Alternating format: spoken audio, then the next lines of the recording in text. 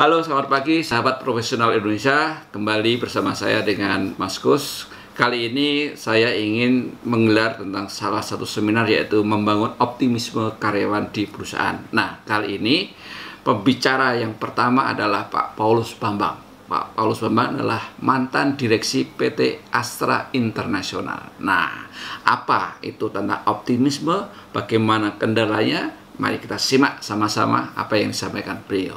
Silakan. Hari ini kita sharing sesuatu yang menarik.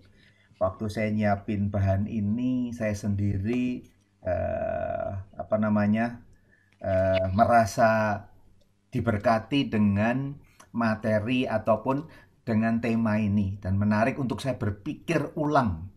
Nah, waktu saya membangun optimisme karena saya masuk ke perusahaan-perusahaan, dipindah ke perusahaan-perusahaan yang sudah lama kondisinya nggak bisa apa-apa, saya jadi pasukan RPKAD gitu, pasukan Hmm. para, pasukan hijau untuk masuk mulai zaman Ibu Rini, dia masuk ke Astra Hmm. Geraldia waktu itu, kemudian zaman Pak Budi dipindah ke UT, zaman Hmm. bidang Pak Priyono ke sana, ke bidang infrastruktur yang saya selalu masukin selalu kondisinya udah lama dan belum nggak bergerak.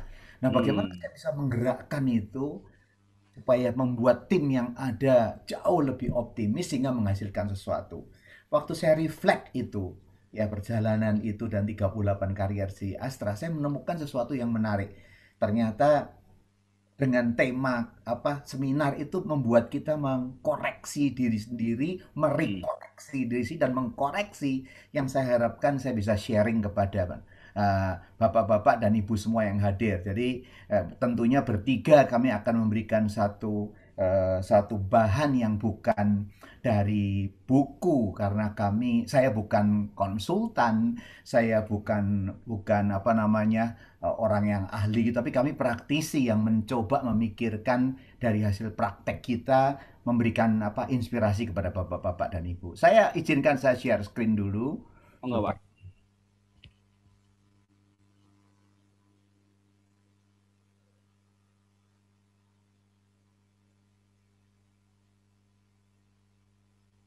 supaya ya, kalimatnya menarik sekali. Saya diberi judul ini, mencari musuh optimis dalam diri kita. Mengapa dan bagaimana solusinya? Dan saya mau lihat nanti juga di dalam organisasi kita. Musuh optimis itu apa? Dan dan bagaimana solusinya? Yang pertama, optimis itu apa sih? Kita mulai dari itu dulu lah. Ini kalau kita lihat, kalau saya menggoogle image dari Google, iya, segala macam ini kuncinya begini, optimistik itu segala macam lah yang positif, ada kalimat always, things. Hmm. Kalimatnya menarik sekali yang saya ambil dari Google. Tapi kemudian saya mau bicara karena di konteks Indonesia. Saya mau bicara mengenai konteks Indonesia, jadi saya ambil justru dari Kamus Besar Bahasa Indonesia supaya kita kembali bukan dari Oxford, bukan dari yang lain. Yaitu optimis itu apa sih? Orang yang selalu berpengharapan slash berpandangan baik dalam menghadapi segala hal. Simpel sekali Kamus Besar Bahasa Indonesia ini. Saya ulangi, optimis adalah orang yang selalu berpengharapan, berpandangan baik dalam segala hal. Kelihatannya simpel. Tapi waktu saya merenungkan hal ini ternyata menarik. Kalimat ini ada 5 hal supaya kita bisa tahu optimis. Menurut versi bahasa Indonesia, menurut versi Indonesia, bukan versi bule, ada 5. Satu, selalu. Artinya always.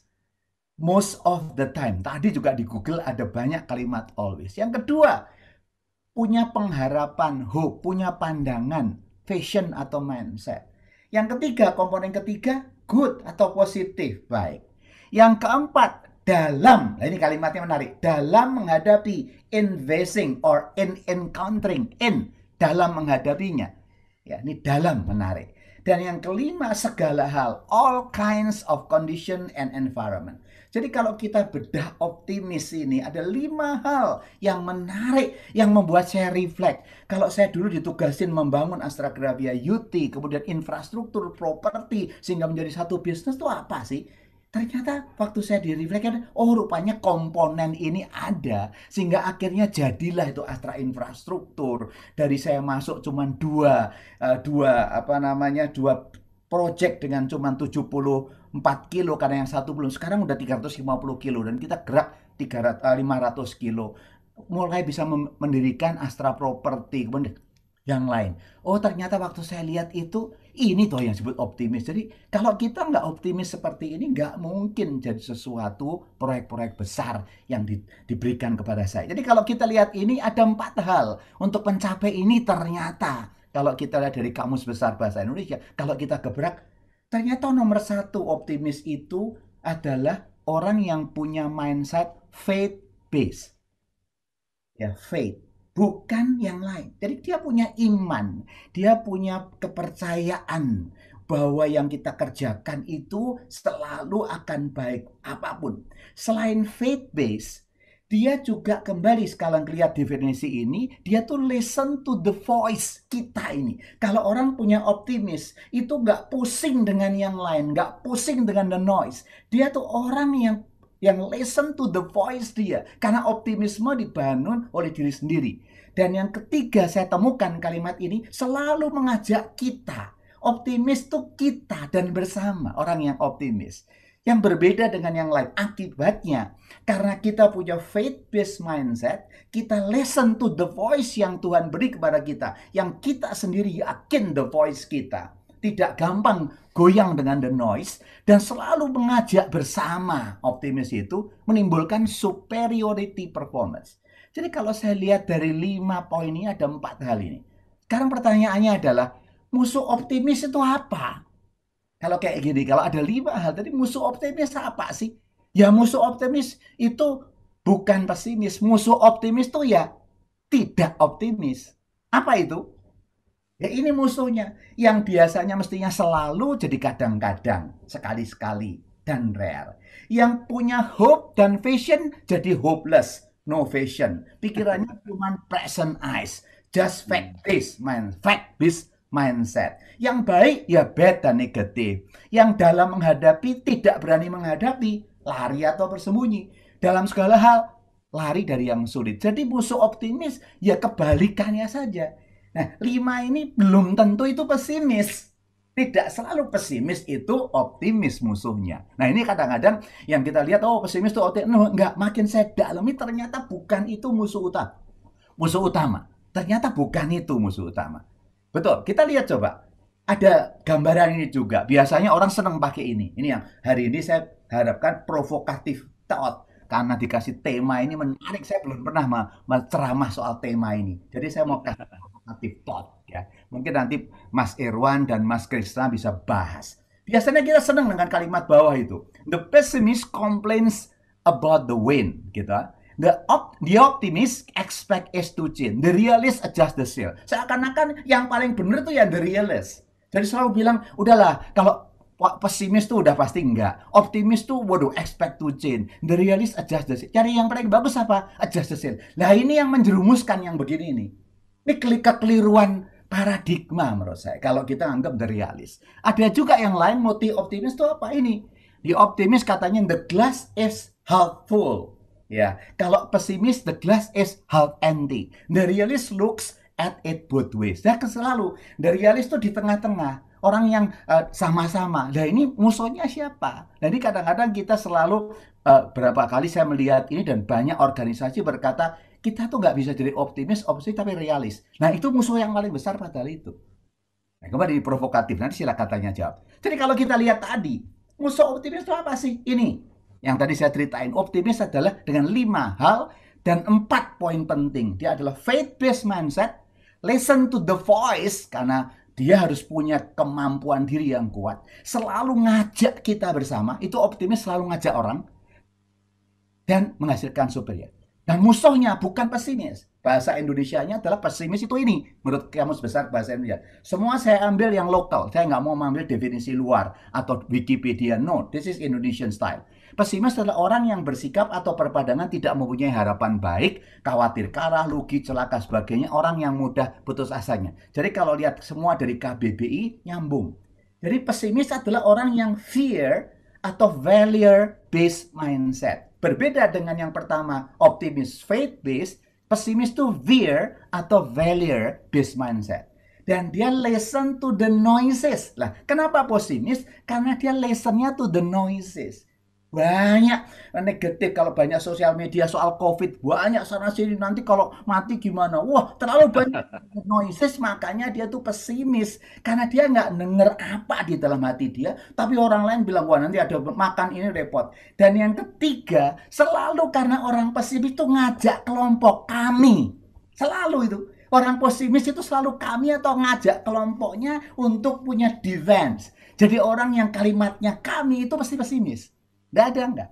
Dan akhirnya dia akan jadi minority dibandingkan semua. Kenapa? Karena orang sedikit. Orang pesimis itu akan kumpulannya sama-sama orang pesimis. Dan di dunia itu orang pesimis sedikit. Jadi kalau teori 20% pesimis, 20% optimis, yang large crowd itu 60% itu tadi bilang realis. Jadi ini kembali, kalau yang ngajak kelompoknya kami, minority, karena listen to the noise yang dia pengen dengar. Nah, yang ketiga ini yang paling penting. Nah, ini loh yang kadang-kadang orang malah berpikir semua banyak orang yang bilang kita mesti realis. Orang yang dalam tindakan, cara berpikir dan sebagainya selalu berpegang pada berdasarkan pernyataan, kenyataan atau fakta.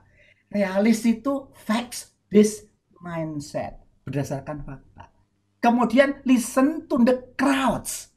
Jadi crowds-nya yang karena fakta itu crowds. Kalau yang negatif tuh the noise yang negatif ini selalu jadi tampil yang tengah-tengah aja. Listen, crowd maunya apa ya? Kondisi COVID ini crowd tuh kayaknya maunya apa? Jadi pemimpin yang dengan gaya realis selalu tidak berani mengambil keputusan yang dramatis karena listen to the crowds. Akibatnya apa? Crowds approval. Nih kalau saya lakukan kayak gini nggak disetujui di sana sini. Sama di organisasi kalau pakai cara realis tidak mungkin mendirikan perusahaan yang maju, yang breakthrough, yang inovatif. Sama karena apa? Crowd approvals. Akibatnya apa? Orang realis tuh banyak yang berkata, saya loh ini individual loh. Karena sayanya banyak, ini adalah the majority of people itu masuk ke realis. Dan ngeri kalau di industri kita, di organisasi kita, banyak orang, udahlah Pak, realistis kita fakta aja lah. Kita jangan ngimpi-ngimpi lah yang aneh-aneh. Jangan bilang yang visi, jangan bilang hope lah. Faktanya tuh gini, kita masih PSBB, kita masih organisasi, faktanya revenue turun, faktanya begini. Begitu fakta itu masuk dan listen to the crowd, organisasi itu sedang menuju ke arah dying. Nah, buat saya, musuh yang paling utama itu ini. 60% yang selama ini dianggap itu betul. Makanya hari ini saya provokatif. Silahkan nanti kita diskusi. Karena inilah yang menyebabkan organisasi tidak maju. Nah, itu sebabnya pada waktu saya masuk ke IT, Bu Rini bilang sama saya, Rini Suwandi. Dia bilang, itu ada digital, dibeli compact nih. Digital kita diberi compact. Kau masuk nggak? Berani nggak masuk ke sana? Oh, mau Bu, berani. Pada waktu saya dipindah ke UT, ini batu bara lagi turun. Semua turun $21. Ongkos produksi $19. Kau berani masuk nggak? Saya bilang, realistisnya itu fact-nya begitu. 5 tahun nggak? Mau, Bu, masuk. Yang sudah turun pasti bisa naik. Jadi pada waktu saya berani masuk. Ini loh kondisi infrastruktur kita. Kita cuma punya 2 proyektor kayak gini. Kalau saya lihat realistis dengan kondisi begini nggak bisa. Di waktu saya ditawarin, boleh nggak saya minta 10 billion US dollar supaya saya invest di infrastruktur. Tapi yang banyak, kenapa yang saya dimasukin waktu itu Astragrafia, UT tahun 2003 dan infrastruktur 2011 bertahun-tahun seperti itu. Karena banyak orang yang realis. Yang tidak berani memikirkan the faith, nggak berani memikirkan the voice. Tapi akibatnya ya begini, perusahaan yang banyak orang realis ini akan menghambat the whole things. Itu sebabnya saya lihat dari John Revelation berkata, ini dari apa yang saya baca dari kitab suci saya, ini yang mendasari luar biasa. Aku tahu segala pekerjaanmu. Engkau tidak dingin dan tidak panas. Alangkah baiknya jika engkau dingin atau panas. Artinya positif atau pesimis atau optimis. Jadi karena kamu suam-suam kuku, realis, dan tidak dingin atau panas, aku akan memuntahkan engkau dari mulutku. Jadi ini yang saya pegang, orang yang realis itu tidak akan get things done dan bikin breakthrough. Dan ini musuh paling besar dalam organisasi. Ya, kalau pesimis itu sedikit gampang kita lawan orang, gampang di convert. Yang realis itu susah di convert karena dia fact based. Nah, itu sebabnya. Coba kita lihat, saya mau baca puisi ini yang hari Kamis lalu dibacakan oleh Ibu Ken Suraida, istrinya Ibu Rendra. Pak BS Rendra. Coba kita lihat. Indonesia Maju. Saya mau baca ini gaya pesimis dan gaya realis. Pesimis dan realis saya gabungin. Coba dengarkan bacaan saya ya. Izin dari Kingdom Business Community waktu itu. Indonesia Maju. Aku percaya bisa tapi susah. Lihat, realistis sama optimis gini. Situasi masa pandemi seperti ini, itu yang penting, itu bukan yang paling penting buat aku. Duit banyak, hidup senang, posisi jauh lebih penting dari keadilan, integritas, moral. Banyak orang percaya pandemi ini bisa menghancurkan ekonomi kita. Aku nggak percaya Indonesia akan tetap jaya. Memandang ke depan, aku melihat degradasi moral melanda anak muda. Korupsi udah jadi budaya. Nggak bisa dibilang lagi masih ada yang peduli akan bangsa ini. Udah jelas banget bangsa ini udah hancur dan nggak ada harapan. Sungguh sedih dan konyol kalau kita pikir kita bisa menjadikan Indonesia lebih baik. Nah ini orang pesimis yang bicara soal kami ini, dan orang realis yang bicara soal saya ini kayak gini. Karena melihatnya kayak gini. Tapi coba bagaimana orang optimis ngelihat? Kita nggak melihat dengan cara seperti itu. Kita lihat bacaannya sama, kalimatnya sama. Tapi saya mau baca dari bawah. Kita bisa menjadikan Indonesia lebih baik. Ini adalah faith based. Ini adalah vision. Ini adalah bagaimana kita bicara soal the voice di dalam hidup kita. Kita bisa menjadikan Indonesia lebih baik. Sungguh sedih dan konyol kalau kita pikir bangsa ini udah hancur dan gak ada harapan. Udah jelas banget masih ada yang peduli akan bangsa ini. Nggak bisa dibilang lagi korupsi udah jadi budaya, degradasi moral melanda manusia. Memandang ke depan, aku melihat Indonesia akan tetap jaya. Aku nggak percaya pandemi ini bisa menghancurkan ekonomi kita. Banyak yang percaya moral, integritas, keadilan jauh lebih penting dari posisi hidup senang duit banyak. Itu bukan yang paling penting buat aku. Situasi masa pandemi ini susah tapi bisa. Aku percaya Indonesia maju. Ini adalah bagaimana kita bisa melihat. Makanya yang paling bahaya adalah orang pesimis yang ngajak kami, dan orang realis yang ngajak saya itu. Kita bisa. Nah, dengan cara itu gimana solusinya? Karena waktunya tinggal 8 menit. Ini loh solusinya A, B, C, D. Solusi supaya orang bisa optimis tuh gimana sih? Yang faith based, bukan fact based. Apalagi fear based. Sekali lagi, Mas Kus, saya katakan musuh paling besar dari optimis adalah realis. Justru realis. Nggak bikin maju. Bill Gates jadi hebat karena realis musuhnya. Mark Zuckerberg jadi hebat karena realis. Gojek, kenapa bisa muncul Pak Nadiem sama Kevin? Karena ada realis dari para transportation, termasuk kita pada waktu. Nggak pernah mikir jadi begitu. Kenapa muncul Tokopedia si William? Karena ini yang menjadi sesuatu yang lain. Kalau realis ya sudah begini. Tapi mereka-mereka yang hebat itu karena mereka melihat faith based, yang optimis. Saya menyadari pada waktu, iya ya, kenapa kok Gojek nggak muncul dari kami yang ngerti transportasi? Karena kita realis. Realis itu inersia di dalam organisasi. Realis itu inersia dalam hidup kita. Karena kita tidak bisa dengar the voice. Dengarnya the crowd's approval. Dan gimana solusinya? Yang pertama, always. Tadi kalimatnya pas optimis adalah always live by faith, not by sight, as the just does. Kalau kita nggak punya faith, melihatnya fact atau sight, kita nggak mungkin. Pada waktu kalau saya nggak punya faith, dikirim sama Ibu Rini untuk benahin digital, dibeli compact, kita nggak punya apa-apa. Saya bilang, Bu, saya mau belajar bisnis, belajar yang jelas. Toyota gampang, produknya gampang.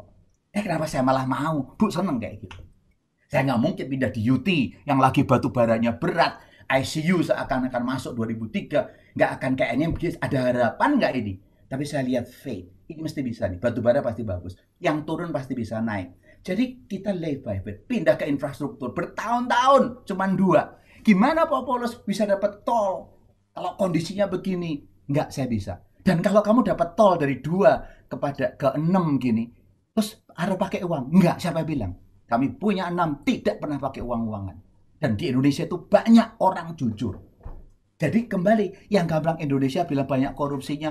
Masa beli tol nggak ada main-main? Masa saya beli pelabuhan di Balikpapan nggak pakai main-main? Enggak. Kenapa? Kalau you live by faith, itu banyak orang baik kok. Saya nemuin banyak orang baik. Kita beli pelabuhan di Balikpapan, not a single cent ada orang yang minta. Tahun 2013 kita beli. Dan kita nggak pernah tahu 2013 itu kita beli batu bara turun. Dan tahun lalu Pak Jokowi bilang itu akan dijadikan capital city of Indonesia. Siapa yang tahu? Karena kita live by faith. Kita nggak pernah tahu. 6 tahun setelah itu tiba-tiba, loh, sampai orang tanya, Popol sudah tahu ya? Kok kira-kira kok beli kok pelabuhan di situ? Udah tahu akan jadi? Enggak. Tapi kembali karena kita hati yang benar, kita yang lurus. Selalu seorang pemimpin, terutama saya bicara hari ini pemimpin. Pemimpin, if you live by fact, if you live, listen to the crowd, if you live by fear, dan selalu menjadi minority, nggak akan muncul. Makanya di pemimpin, the only way mengembangkan sikap optimis hanya kalau engkau bisa live by faith, not by sight. Di Indonesia sekarang, wah kok gini kondisi, enggak, Indonesia akan bagus lah.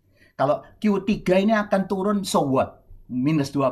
Secara teoritis mungkin resesi, tapi Q4 akan bagus. Saya optimis kita bagus karena kita strong. Sikap, kenapa? Karena saya live by faith, not by sight. Yang kedua, setelah A, B-nya apa? Believe. Kalau kita bisa live by faith yang kita know. Believe that faith creates hope. Tadi katanya orang optimis kan. Itu orang yang berpengharapan, create hopes. Because faith is the foundation of hope. Jadi kalau engkau sudah punya hope Indonesia hancur, bacanya kayak gitu, Indonesia nggak bisa maju lah, Indonesia hancur lah, mau Indonesia kayak gini. Orang yang kalimatnya hope seperti itu yang musuh paling besar. Dan akibatnya orang realis lihat data-datanya gini, apalagi pakai data. Main data. Ini membuktikan Indonesia hancur. Itu adalah orang yang sebetulnya realis tapi pesimis, nggak create hopes. Bahwa saya juga punya data, tapi saya believe bahwa Indonesia itu maju. Nah, ini organisasi juga sama. Apakah kita sebagai leader bisa punya faith yang create hope? Waktu saya masuk ke Astragrafia, walaupun kita udah nggak ada prinsip lagi, yuk kita sama-sama peran yuk. Kita sama-sama melakukan bahwa kita bisa Astragrafia jadi. Walaupun waktu itu batu bara dengan $21, kita bikin, akhirnya kita bisa maju dengan besar. Walaupun kita cuma punya 2 tol, yuk kita bisa bikin jadi sesuatu. Akhirnya punya 6 tol road yang kita bisa kembangkan dari Jakarta sampai ke Surabaya. Yang ketiga, setelah hope apa? Convert hope to craft a great vision. Karena without vision, people perish. Kalau udah punya hope, saya punya visi. Begitu saya masuk UT, kita mau jadikan UT menjadi perusahaan yang begini.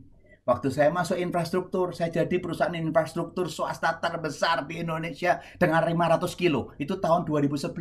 Can you imagine? Tidak ada apa-apanya, tapi create vision. Kita harus investasi di toll road swasta terbesar, 500 kilo. Sekarang lagi terus digerakin. Waktu properti, kita masuk 2014, 2015 saya masuk, 2016 mulai pimpin. Kita jadikan properti Astra one of a kind yang berbeda dengan properti yang ada sendiri. Leader creating vision. Begitu visionnya itu diyakini, anak buah itu tertarik betul seneng. Apa? Bukannya vision yang keempat, do according to your vision. Saya kerjakan betul. Orang optimis itu kerjakan walaupun udah bertahun-tahun cuman buang toll road, walaupun udah banyak persaingan di properti, walaupun banyak persaingan di IT company, kita according to vision. Ingat ya, 500 kilo tol kita. Ingat ya, properti kita salah satu yang stand out di Indonesia. Orang tahu siapa itu Astra Property. Projectnya harus bagus. Karena vision without action is merely a dream. Setelah do itu baru yang kelima. Kita mesti tahu nggak gampang. Hidup ini nggak gampang. Orang optimis itu pasti banyak musuh. Karena apa? Dia listen to the voice. Dia adalah faith based. Makanya dia mesti embrace. Kalau ada challenge, uncertainty, adversity, itu di embrace. Karena itu buat saya tools to strengthen my faith. Begitu strengthen my faith, nanti balik lagi ke nomor 1. Kalau ada masalah, 5 balik lagi ke nomor 1. A, B, C, D, E, dan A. Dan kalau ini terjadi, kita bisa bikin bangsa ini maju. Di organisasi, kita hanya 5 ini. Itu sebabnya, saya senang dengan bahasa Jepang, ganbare. Kalau ada apa-apa, kalau ada mulai lemes tuh, ganbare, ganbate, ganbare masuk. Artinya, give your best. Ayo, tepuk tangan, ayo semangat. Dan 2 ini, yang biasa berkata, I cannot do it. Wah, Indonesia bangkrut, terus lagi dipotong itu T-nya itu. I can do it. Dan juga optimisme itu dimulai dari mana? Me, you as a leader. Kalau Anda sendiri tidak optimis, nggak mungkin mengabarkan optimisme.